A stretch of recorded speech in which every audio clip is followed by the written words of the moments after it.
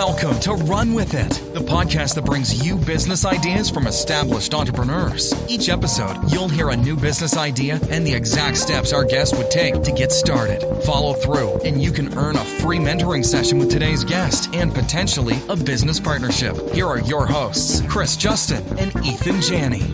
I'm Chris Justin. And I'm Ethan Janney. And on today's show, we have Henry Lopez. He is dedicated to helping others start, run, and grow their small businesses. Henry has over 34 years of diverse business experience, including successful careers in the information technology industry, sales training, and business ownership. He has been directly involved in over 10 different small businesses since purchasing his first business in 1991. He has developed and launched his own businesses and bought and sold businesses as well. Henry also serves as a volunteer SCORE mentor. Hey, Henry, thank you for coming on the show.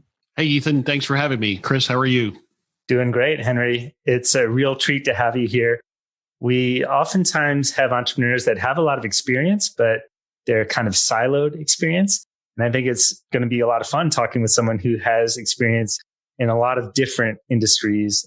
I think that the take that you're going to have on a new business idea is going to be a lot of fun. So I'm really looking forward to the conversation. Yeah, well, thank you. I'm looking forward to it as well. So yeah, let's dive right into it. Tell us about the business idea that you would like our listeners to run with. So, this is an idea that has been in my head, and I even had put together, I have my file here that I pulled out.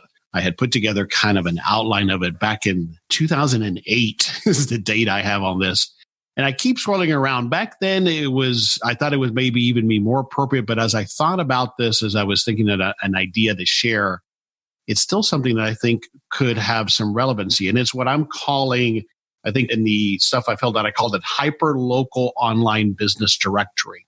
To kind of explain it at a high level, one of the things I did early on is I bought a bunch of domains. I live in a suburban city of Dallas called Coppell.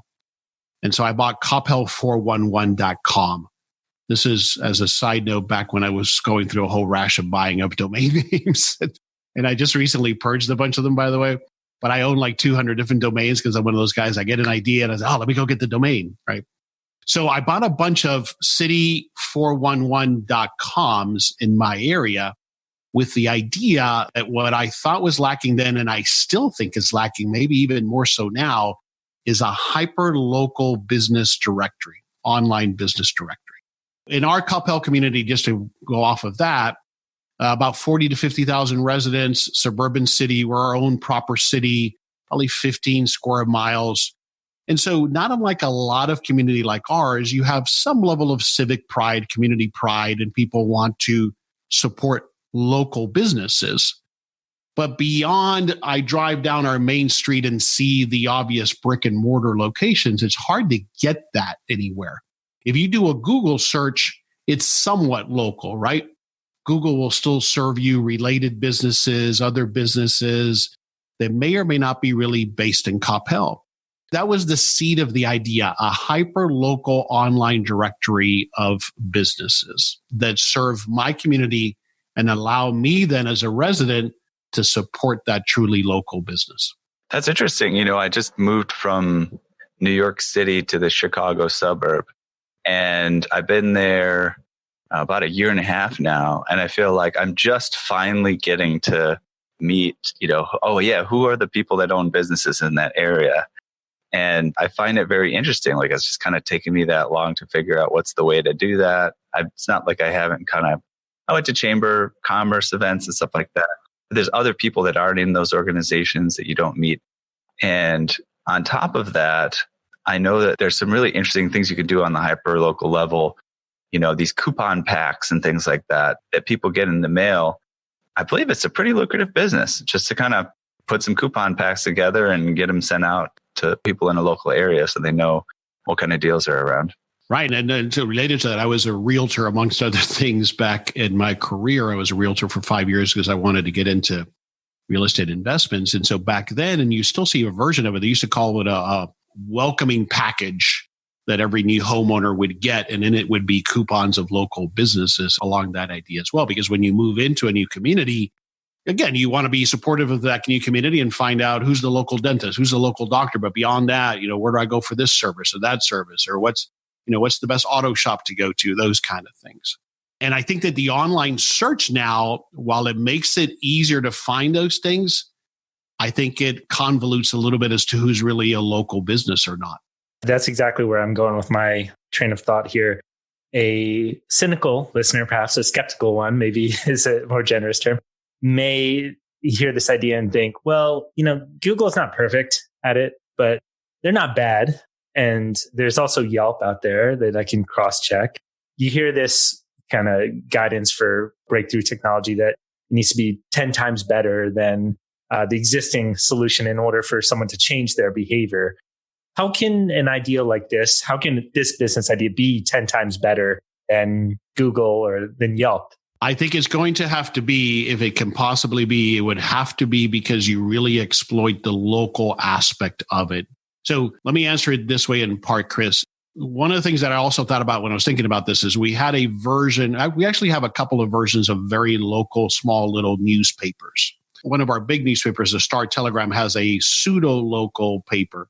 But I also see it as one of the ways you can make this even more hyper-local is to provide community content that's produced, that's written or created by local residents as well. So I think that one of the things, while I think Google reviews, especially now, has really changed the landscape and even is killing Yelp from my perspective, particularly as a restaurant owner. And so that's going to be hard for me to have a 10x improvement over that. I think it'll be about the truly local content that is going to be what'll differentiate me to Google. I think that's where it's at. So as you're saying that, I'm kind of picturing almost a social media type feed where residents can come to an ice cream shop and say, oh, this flavor this week is awesome. You need to show up and check that out. If I think about my Facebook feed, it's people from all over the world. There are some people in Pittsburgh there, and even that's not exactly where I live. I'm 30 minutes outside the city. Is that kind of the direction that you're thinking with it? Well, I could see us facilitating that, but likely what I might do is just not try to beat Google at their reviews game. Instead, share those reviews as you can onto my portal. I think it's unrealistic to think that I'm going to replace either Yelp or Google reviews in people's top of mind as to where I go to leave this business a review. But I could certainly share those reviews for that business. But if I have a more involved conversation, so to your point, what I think about is what we do have in Coppell, for example, is a community Facebook page. And the administrators of that page try as best they can to make sure the only people who are offering their goods and services are actually local to Coppell. But, these people are doing this as a hobby at best, right? It's not their business. So they vet it best they can. But I think to your point, it's more would be those kind of discussions maybe. Or maybe it would be in combination with a Facebook page that is the community aspect of it. I'm not sure. I don't think it's realistic to think that I'm going to replace Google or Yelp reviews, though. I think I would have to tap into that source of reviews and share those on my page. What are your thoughts on that?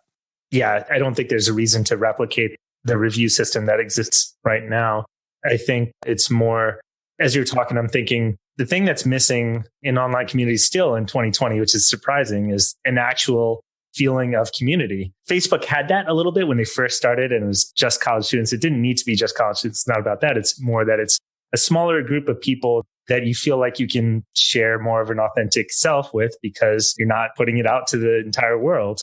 And I think about how is this managed right now? And it's not really, there are in-person places where this happens, like coffee shops, or your YMCA has community boards and they'll have meetings, the library. But there isn't a place that I could go to online to hang out with people from Leetsdale, Pennsylvania. Not necessarily even hang out, but just share, hey, what happened to the leaf pickup last Wednesday, right? Yeah, that's interesting. And so it could be that a component of it, and I don't know if I had it in my initial, back then what I had done is I kind of laid out, what would the website look like? I had the idea of the business directory, news and information, that kind of thing. But your point is a good one. I just wonder if maybe the way you would do it still would be through a platform like Facebook. The challenge, to your point, there's two challenges, first of all, that brought to mind as you were explaining that, Chris. From a business perspective, from a business owner's perspective, me having been a business owner, I am a business owner. The thing that I'm going to be sensitive to is reviews that are critical of my business, right? So there's a balancing act. And in my model, as we'll get to in a moment, I'm going to monetize this because the business owner is going to want to pay me to enhance their listing. So there's a tricky balance there on maintaining transparency and having it be an honest community of sharing of opinions and ideas, but it not turning into Yelp. I can tell you as a restaurant owner, Yelp was my enemy. And I was so glad to see them go away and Google taking over, because I feel Google reviews is doing a much better job. It's not perfect, but it's doing a much better job of making sure those reviews are at least seemingly valid, right? Yelp had the audacity of having these reviews that maybe weren't good for me and then calling me and asking me to pay them to sponsor my listing. That's the thing I'm trying to avoid there as well, thinking about it from the business owner's perspective. When I think about this, I do think of what I mentioned earlier, which is, these kind of coupon packs and these kind of member cards. You can get a card and then you get discounts at local places. So it may just be that there's some way to incorporate all of these things in a way where you don't get down that runaway path that Yelp can get down, where they've been referred to as almost like the mafia, and you just got to pay so that you don't get hurt, That's right. Exactly right. And maybe we don't do reviews at all, guys, because of what a tricky thing it is to moderate, to balance people who want to share their opinion very strongly, but business owners who are like, well, wait a second, that never really happened. I don't know. Maybe we stay out of that altogether. You had mentioned the Chamber of Commerce, and I volunteered the Chamber of Commerce. As you mentioned, I'm a SCORE mentor. The challenge with going to the Chamber of Commerce as a new resident or even an existing resident is, again, the Chamber doesn't say you can only be a member if you operate out of Coppell. That's not the rule. So anybody can be a member of the Chamber if they're willing to pay the fee. Right. Yeah. You could have a national chain and they have a local member. Right. Absolutely. Or somebody who actually is based in a neighboring town. And that doesn't mean they don't offer services. And that's, by the way, we'll get into, that's the tricky part. How do I manage services? So, the air conditioning company who's been serving Coppell forever, but they happen to be based in Carrollton, which is the next town over. Is that local or not? So that's tricky. I think you did a good job of defining the problem and sketching the solution to the extent that we need to here to start diving in. So let's talk about the business model. What are some of the things that come up when you think about this business model? In what way, Chris, as to how I'm going to monetize it or operate it or both? Or Yeah, I guess first, how you're going to operate it. What are some of the steps that you would take? And along the way, what are some of the highlighting the monetization aspects of it? Sure. So I do envision it obviously as a website. At least that was the original idea I had. So it would be about building version 1. I'm a big believer, and I'm sure we'll talk about this throughout this, and one of the things I love about virtual businesses like this is it does, of course, allow itself to the iteration model, to the MVP approach, which telling you, having started with brick and mortar businesses and then having done a combination, that's the beauty of it, right? Something like this that you can start very small, get version 1 out there, see how it responds, get some feedback, and then iterate. So initially what I was envisioning would be an online directory. What I did is I canvassed all of Coppell and put together a list. I put it in an Excel spreadsheet, a list of, it ended up being several hundred businesses that were based in Coppell, that had offices in Coppell. So I would probably have started with getting that list, making that list accessible online for free, then putting some money behind a local marketing campaign to play off of the Coppell411.com and start to get some eyeballs on it, start to get some traction on it. This is good for the listener that you've started many businesses, you've run businesses, you take over businesses, franchises, all sorts of things. Just to know that you've started along this path, some things that you've done, purchase a domain. Another would be to do what you said is canvas and go create this list of businesses. So a relatively simple thing to do to get started, which anybody could do this in their own neighborhood. Doesn't cost much money, just takes some effort, right? Yeah. And I'll add this from my own. I've been walking around my neighborhood lately. I'll just walk in a business. It may not be something I'm interested in as far as the products or services, but just say, oh, hey, I like to chat business. And it's kind of fun sometimes. You go around and you meet people. Is that part of what you did? Did you actually walk around? I did, yeah. And it's to your point, Ethan. I think as business people ourselves, there's no greater conversation than having a conversation with another business owner. And it's always surprising to me. I always tell this to young people, or not even young people who are getting into business. You'll be surprised of how much other business owners will share with you because they're like us. They're passionate about business. They love talking about it. Now, they may not share their P&L with you, but you would be surprised at how much they will share with you if you are honestly seeking their input, their thoughts, their ideas. It's amazing. And it's great to have those conversations with other business owners, because I always talk about this on my show. Being a business owner can be very isolating. And so that alone was worth it. And you hear things that you may not otherwise know about as to what's going on in the business community, opportunities, things that are trending, issues, challenges. You hear a lot of that stuff as well in those conversations. This has come up before with us, with other ideas. There's actually some business ideas which there's a value in and of itself to some of the action steps you take to get started. We talked about somebody doing installs of smart home technology, things like that. And, we started out with that theme, but we thought, well, you know what? You're going to meet all these people. You go into their homes.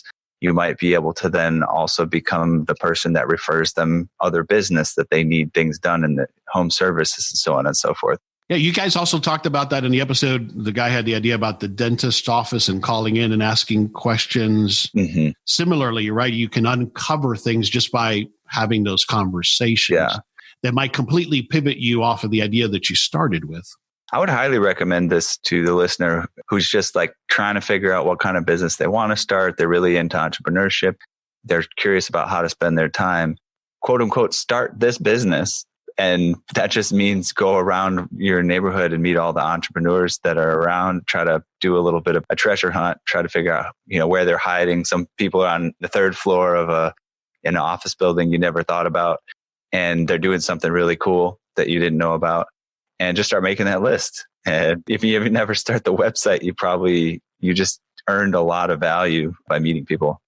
Yeah, agreed. It's a great point, because I think, as you guys have articulated, it'll be interesting also what those owners will tell you. Well, here's my real problem, Henry. And then you start to hear that repeatedly, let's say, and now you've got something, if it's not even what you started with, to your point.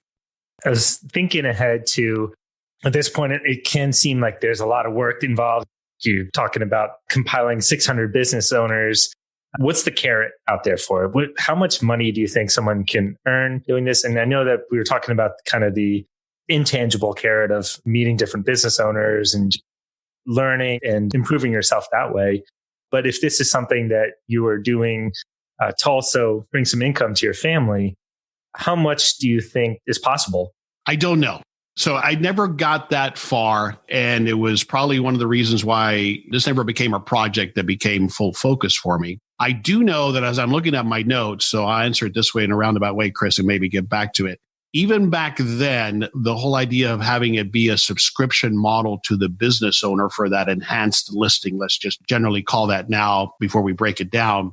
Now, if you think about it now, how important and how adopted it is to go with the subscription model, I guess the math that I would do is I would say, okay, what percentage of those 600 businesses might subscribe to my monthly program for some level of enhancement to their listing, and at what rate? I was thinking maybe $25 a month for that business, which sounds really low, but I know as a small business owner that I get bombarded from all different avenues from an advertising and marketing perspective, and it adds up. So I thought that maybe at a price point that's kind of not a no-brainer, but it's all right that that's recurring on my credit card. So that's kind of as far as I got with it, Chris. I don't know. I don't know what the full potential of it would be because I didn't run the numbers that far. Let's kick around some more ideas that we could monetize this through. First thing that comes to mind, let's say you're in a small town, 40, 50,000 people, I think is what you had filled out in the form. If you have a list, you wouldn't capture all those people, but if you have an extremely targeted list of people who sign up for this, they're interested in businesses in the area, that's worth something. So you could sell advertisements in a weekly email. I don't know if anyone's done this with a podcast format, but I'm curious.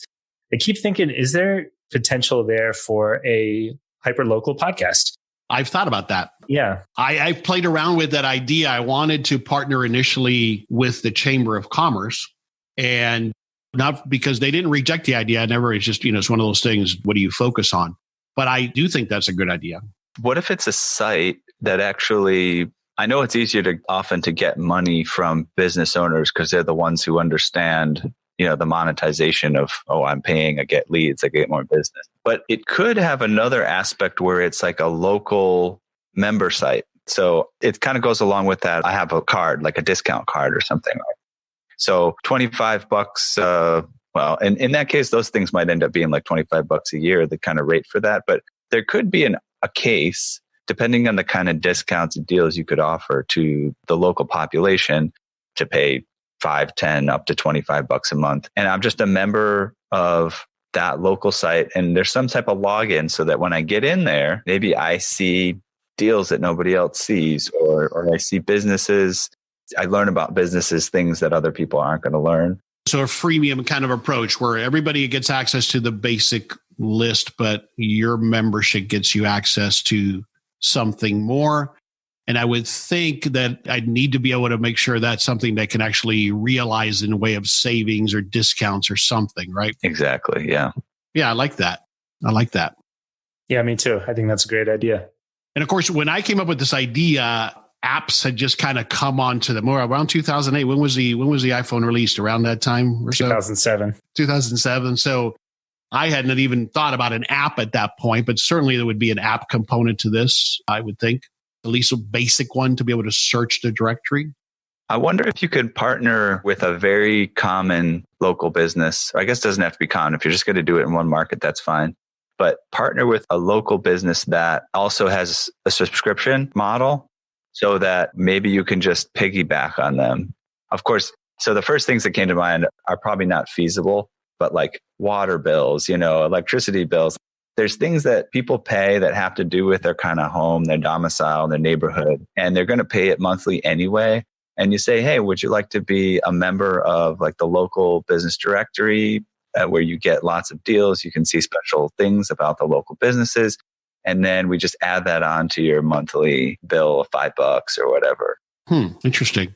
What if you did that with, in some communities, like I mentioned, there are those truly local newspapers that sell subscriptions. That might be another party that might be interesting in partnering that way, where you get for your subscription for an additional $5 or whatever it might be, you also get the premium level access to the site. That's interesting. Thinking a little bit outside the box here, right? We've talked about member cards and how this kind of has a little bit of an overlap, right? Because there's often a bunch of businesses that are related to that. And then we talked about it being a website. We talked about it being an app. And I think there's sort of this potential then for just the app is kind of like the card. So what used to be a plastic card, nobody wants to carry a plastic card around in their wallet anyways. So maybe it's more of a local business member card thing. It's an app. You got a little scan thing. It's location aware, right? So it might tell me, hey, I'm happy to be in the shopping center 2 doors down. They're offering something. Yeah. There you go. This is it. Because that technology is there. I don't have to invent that. It's a location aware app that when you walk by various businesses, they pay. Or drive by or they pay exactly to send you an alert. Yeah. My Coppell area is very classic suburban. There's strip shopping centers. So there's a 50% discount to for the next gym and there are, 10 other businesses in that shopping center, including CC's Pizza that might have a take to go special after I've worked out. Right. But yeah, something like that. If you want to get geeky about it, it could be really interesting, right? So let's say I'm walking by the local coffee shop and it's literally detecting my location. And I walk by, but I don't go in. It's clear that I kind of went in front of it. I moved forward and I kept going past. Once I get at the end of the block, a little alert goes in and it says, hey, you sure you didn't want to get a coffee? Because if you do, there's a 50% discount for the next, 5 minutes or 10 minutes or something like that. Yeah, I think you might be onto something there. And then Chris, kind of to flip this a little bit here on the business model. So obviously, there's not a lot of money in doing this for Coppell, right? I mean, I see it as a side hustle at best. But what if what this became is that you create the platform for others to do this in their local communities as a side hustle? So as an example, I don't know if you have it in your area and they're kind of dying out, but when I first moved to Coppell, there was this like pseudo hyper-local newspaper-ish kind of 3 or 4 pages that you would find at the coffee shop or the donut shop. They gave you something to read and it was local. And it's a franchise. There's various of them. And I knew somebody who owned the local franchise. You owned it for multiple cities because that's the only way you could kind of make a little bit of money at it. But it was kind of an example of a hyper-local newspaper that people would grab when they needed something to read while they're having their coffee. But that led me to then think that kind of that model, what that local person who owned that franchise was doing was tapping into a company that had it all set up and you just plugged in the data and, you were delivered the printed newspaper, right? Similarly here, what if this became a platform that you developed once you tested it, that then you offer either through a licensing or some kind of franchising model to you and your suburb of Chicago for you to do this? You don't have to worry about the technical aspects. You just have to worry about the community aspects of it. Building off that, you could also sell it to the communities themselves. And you could pitch it to them as, hey, you don't want to be attached to Facebook. Facebook's got a bad name right now, and it's not getting better. For $100 a month, whatever it is, you can have this platform that is going to keep business local, going to help promote your community. And you don't have to worry about all the technical aspects. You don't have to pay a full-time web developer to manage your platform. That's right. Yeah, I would think you'd want to do that, Chris, at the city level, because as we said, at the chamber level, the chamber has a broader reach and anybody can come. But the city has that very specific purpose. How do we get businesses to stay and prosper within our city limits? Because they're paying taxes. So yeah, I like that idea as well, as maybe offering it to them as that platform that they brand, but they don't have to worry about the technology side of it. They would still have to own, I guess, obviously, the getting it loaded, getting the content in there, but they'd have the technical platform for it. Interesting thing about that is the governments probably have some sort of budget for local business investment and development, so they can put some money into that service. And you also have the potential to kind of track the results, right? You could do some real good for some small communities, right? We went into this community, we provided this app, the local businesses got on board and the economy improved in this way, and now they're developing more and they're building new things and this community is really flourishing. Don't you want your community to be like this community? And you can get the app and it can help with the local business. Yeah, I like that. And you could also, obviously, as you always do with these types of things, you could offer a service component to this to help them get ramped up, right? Or you might partner with somebody locally to help them get it ramped up. I'm picturing, as an analogy, a bank and a co-op. I haven't quite figured it out in my head, but it's owned and managed by the businesses themselves. They have the platform. They're in charge in some way. That, that's not necessarily what we're talking about here, but there's something there in terms of marketing, in giving the cities power back to manage their own platform. You don't have to be subservient to Google or to Facebook or to Yelp. You guys are in charge. We'll provide the structure for you, but it's yours. Yeah. And along those lines, Chris, again, at the outset, we're talking about this is about the consumer then feeling like they really are contributing to their local economy, their truly hyper-local economy. And those local business owners feeling like, hey, I can actually be seen and rewarded for being in this community. There's also benefits. You look at like Walmart, some great deals for people. They flock there to buy whatever for the cheapest. But what can tend to happen over time is then all the local businesses kind of get shut down that were providing some of those services, and people don't think about it while it's happening. And then it's like, all you got is a big Walmart in your town. Right. But do we not allow Walmart on the listing though? What are your thoughts there, Ethan? Well, I thought that was sort of what you thought was useful about it, was to say it's something where it has to have a local component, right? It's not like Starbucks. Okay. It's not like, or is that not the intention? No, but it's a good point to discuss. My initial list was just, do you have a physical location in my city? Not are you owned by a corporation or not? But that would be an interesting qualifier. And maybe that is one way that I can filter this list. And maybe I could verify that it is a locally owned and operated business, Okay, got it. Because I can't get that anywhere right now, except for if I go to that business's website and they tell me that they are, right? So that could be an interesting component to it. But no, the list I had originally compiled was every business that had a physical address in Coppell. Okay, just a physical address. That's right. It could be like a Starbucks. It could be like a Burger That's right. King or something like that. Yes. Okay, got it.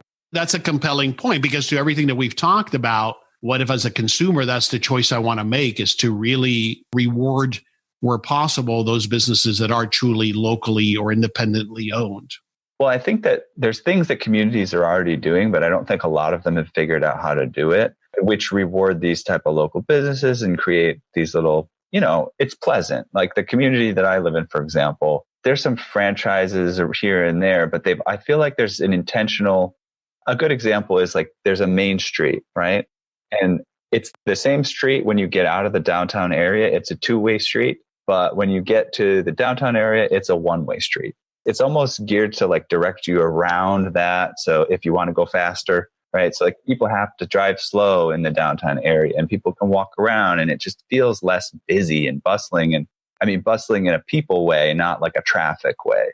And so there's things you could do in an intentional way to make the community feel warmer, basically. And I'm thinking that people want that, but it's kind of such a roundabout thing to achieve. They also want good deals, right? Financially. Exactly. So that's my issue, by the way. That was one of the reasons I was kind of asking you about Walmart, because I'm one of those, I get what people are saying and what you're saying, but at the same time, well, then why are these people going to the Walmart, right? Well, yeah. Part of it is, of course, to your point, maybe convenience, or maybe I don't know, I can get the same thing. But yeah, that's an interesting point. We have the same thing in Coppell, where we have an old town Coppell. And it's only had mediocre success, interestingly enough, in our town. Right.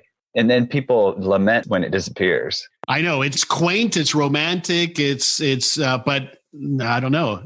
People are still shopping on the main road that we have because it's easy, it's convenient. And I think the convenience component is a big part of it today. Right. Yeah. I keep thinking about bookstores. I love going into bookstores, but don't often buy books in them, unfortunately. And there has to be something that small businesses can do that can even the playing field to some extent. It's hard for me to go into a bookstore and pay $26 for something that I can buy for $10 on Amazon. I buy a good number of books. Here's an example. It's not the direct right example, but it's kind of what I'm thinking about how this works. A lot of people do this. They go to a local business, they find a product that they like, and then they look it up online and then they order it. Unfortunate here where the value is being stolen, right? It's somebody has a physical location. So the website basically stole the physical location from the person who has the physical location because they wanted to actually see the item in person. And that was all done for free. And there is a problem with that, right? Because if even Amazon now is going and opening physical locations because they know people want something like that. I mean, Best Buy has been Amazon's showroom for quite some time now, right? But to your point in your question, Chris, that's not a problem I'm trying to solve here. So let me clarify that, because as a business owner, I am a realist in realizing that what I have to do as a business owner and as an entrepreneur is figure out what type of business isn't going to be consumed by Amazon or the next player that comes online, right? That's on me. That's why partly I was challenging on the Walmart. If I think that I'm going to keep my customers and have a thriving business on nostalgia alone, then maybe I can do it with the nostalgic candy shop on Main Street. But other than that, I have to be a realist, and I got to stop bemoaning and figure out what business isn't going to get dislocated by somebody like Amazon, right? That's my perspective as a business owner. However, as a business owner, what I'm frustrated with is getting the message out that, hey, I'm here. I'm a local business owner. I pay taxes in this community. I live here. How do I let people know that, hey, if that's important to you, I'm here? How do I compete so that when somebody does a Google search, they don't see 5 other people that are really here in the community like I am? That's how I want to stand out as a business owner. Let's get back to some of the action steps. I think this is really good overarching discussion here. You outlined some very clear and easy to follow action steps to start with. How much time do you think it would take to get something like this going? You mentioned it's probably a long ramp up. Well, nowadays, when I designed this, I didn't know about WordPress websites or Wix or any of those. I mean, now I can build a WordPress website myself. Now, albeit I do have a technical background, so that helps me. My career, I started as a computer programmer back in the 80s. So I'm comfortable around technology. But you guys know, or you can have somebody build these things very inexpensively nowadays. So I think that building version 1 of this is not that complicated. I think, and knowing now kind of what it costs to build a basic informational website, and that's what I would do. It would just be a website that has this listing, maybe some filtering capabilities as we start to add that. I don't know, you're talking maybe a few $1,000s and maybe a couple of months at the most to design. What do you guys think? To build the site itself, I think you can do that really quickly, potentially even in a weekend, if you're really, if you're really committed to it and you have some understanding of WordPress. If you wanted to use something like Wix and you don't have that technical background to understand WordPress, then you could do that to get started. I guess I'm picturing, I don't see that as the hard part. I'm seeing more of the, getting people to the site, getting them using it, getting business owners to see the value of it, because there's going to be, it's a network effect business. You need people to show up there and you need business owners to be there, and they're going to work off of each other to make this valuable. Yeah, and nobody's going to give me any money if there's no traction, right? So you're absolutely right. And then there's also building lists. So this list, I didn't track how long it took me, but this is going to take some work because I started now with Google. It would make it somewhat easier because I could map it, but there's still work in building the initial list. But I thought, to your point, Chris, that part of the reason I liked the whole Coppell 411, and I got several other places, I could play off of that and maybe do a clever marketing campaign around that. Do you know the 411, or have you met 411, or something, a little bit of guerrilla tactics, some clever marketing to kind of build some interest and intrigue on what is Coppell 411. So that was my thought there. So how much budget would I put behind that? I don't know. That's something I'd have to give some thought at, but I would certainly be creative about it and be hyper local, which shouldn't be as expensive. So am I answering your question, Chris, on how I would go about building this in time? Yeah, for sure. One thing you can do to get some basic information, get started building. And again, I know we talked about building and then there's also the monetizing, but just go to your local community government website and they'll probably have some listings of the businesses, but they're not really concerned with marketing all that, or, it's there to be there and not a lot of people are going to visit. You can steal that content. Nobody cares. You steal listings of local businesses to promote them. Nobody loses that already had that content up. And you can take it and just create a site that duplicates the information. And what you do is now, you can contact the people that are listed there to talk to them about paying a fee to get involved. You could just walk around the neighborhood. Again, you could meet local neighbors and things like that, or send out flyers and say, hey, submit your email. We'll put you on this email list. We'll start sending you emails. Are you tired of getting those coupons in the mail? We'll start sending you emails about deals that are from local businesses. And that way you build an email list, and that's what attracts the businesses that now you've got, because now they have an audience that just local individuals, as opposed to, who knows what. They may not even have an email list. Yeah. The other thing I would do is I would create some simple marketing collateral, maybe a sticker with the logo, because I had even mocked up a logo, and I would go to a handful of a time of the businesses that I know or I'm identifying that are truly locally owned, especially those that are owner operated, and say, hey, I've created this new site. It's free. I'd just like to be able to put a sticker in your window or some marketing information. We're going to be promoting your business as a truly local owned business. And I don't think I'm going to get too much pushback. I think my thought is I won't get too much pushback because that owner, first of all, I'm not asking for any money right now or at all. Doesn't enter that conversation. But I'm telling you, I'm promoting truly local businesses. In fact, it's called Coppell 411. Can I leave you this information for you to display? Or can I put it up on the bulletin board, to your point earlier? And I think that I could probably get some good early traction that way. And then people start, what is that Coppell 411? First of all, because it has the name on it and that's purposeful, it's like when people use our own name, right? People look at that. So to me, that was part of the marketing, at least the initial marketing campaign efforts. Yeah, I think that makes a lot of sense. Our logo had, kind of the first mock-ups was playing off the yellow, the yellow pages. And because some of us still remember yellow pages, and there might be an association there when people say, it sounds like, I think that might be a directory of businesses. Let me go find out. I had Coppell spelled incorrectly the entire time. We were talking to my mom. Well, that's not uncommon, because people, when they see this spelling, they say Coppell. So yeah, that's funny. Henry, we're coming up on time here. Thank you very much for this idea. You've given our listeners a lot of food for thought and tackling a really interesting topic. It's a meta topic because it's going to help a lot of businesses out there in all across the US and if not the world, if people go and run with this idea. Listeners, if you like what Henry has shared here and you feel, energized by it and you want to take some action, do so. Follow through, email us with what you've done at update@runwithit.fm. Everyone who responds will gain access to our private Facebook group of action takers. And one lucky listener will earn a free mentoring session with Henry and potentially a business partnership. Henry, thank you so much again. It's been a pleasure. Where can people go to learn more about you? The best place to go is to thehowabusiness.com. At thehowabusiness.com, you'll find more about me, my coaching services, and the How a Business podcast. Great. Very cool. Thank you so much, Henry. Looking forward to pleasure. Hearing what listeners come back with, and we'll talk to you later on. Thank you. All right, great. Awesome.